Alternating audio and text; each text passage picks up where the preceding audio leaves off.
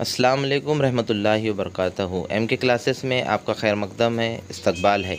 آج ہم اس ویڈیو میں جانیں گے زاویوں کے اقسام۔ تو چلیے جانتے ہیں۔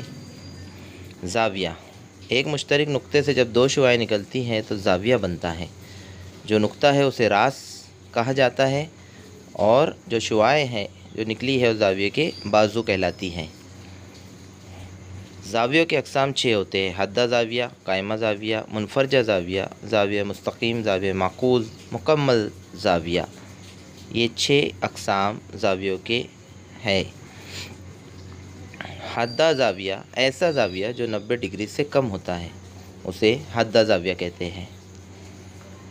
اسی طرح قائمہ زاویہ ایسا زاویہ جو 90 ڈگری کے برابر ہو، اسے قائمہ زاویہ کہتے ہیں۔ منفرجہ زاویہ ایسا زاویہ جو 90 ڈگری سے بڑا ہو لیکن 180 ڈگری سے کم ہو۔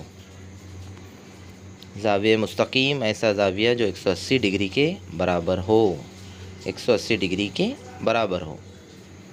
زاویہ معکوس ایسا زاویہ جو 180 ڈگری سے بڑا ہو لیکن 360 ڈگری سے کم ہو، زاویہ معکوس۔ مکمل زاویہ ایسا زاویہ جو 360 ڈگری کے برابر ہو، جسے مکمل زاویہ کہتے ہیں۔